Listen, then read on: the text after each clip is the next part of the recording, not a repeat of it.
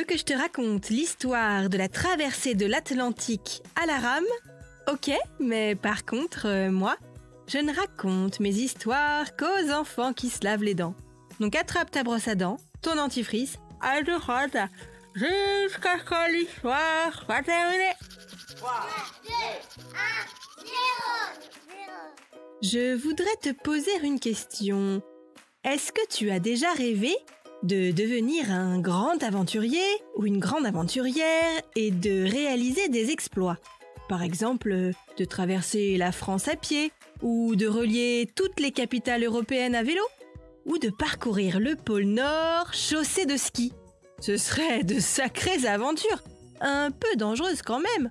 Bah oui, on n'est pas à l'abri de croiser une meute de loups ou une horde d'ours pile au moment où tu déchausserais tes skis, ou la roue de ton vélo crèverait. Ce serait pas de chance, hein.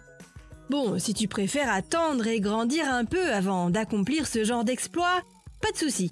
On peut battre des records à tous les âges.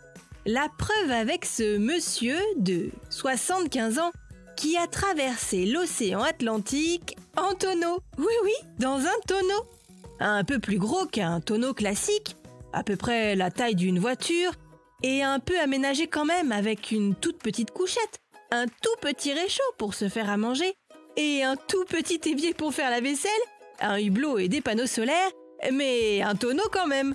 Imagine-toi enfermé là-dedans, tu te sentirais vite à l'étroit. Ça lui avait pris 4 mois pour traverser l'Atlantique dans son tonneau, sans moteur ni voile ni rien, seulement porté par les courants.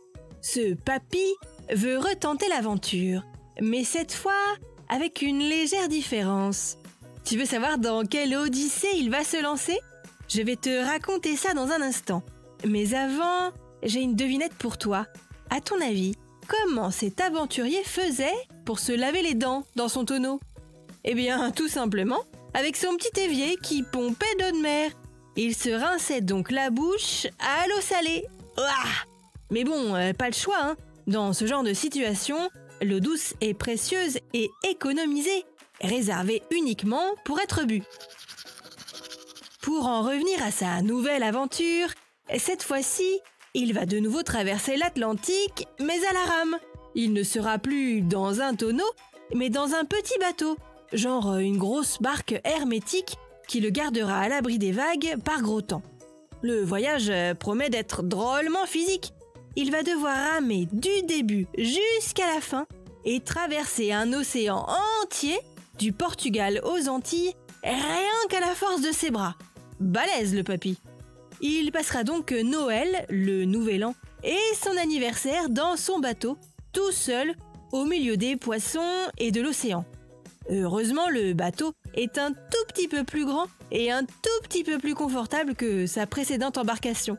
Il va pouvoir embarquer du champagne et du foie gras pour les fêtes.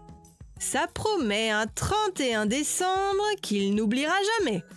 Bon, montre-moi un peu tes dents. Fais A, fais I. C'est pas mal ça, bien blanche comme il faut. Tant pis pour vous les caries. Allez, maintenant, au lit. Je vais pas aller me coucher. Retrouvez les épisodes des Dents et Dodo sur le site et l'application BFM TV et sur toutes les plateformes de streaming. Si cet épisode vous a plu, n'hésitez pas à lui donner une note, à vous abonner à la playlist et surtout à en parler autour de vous.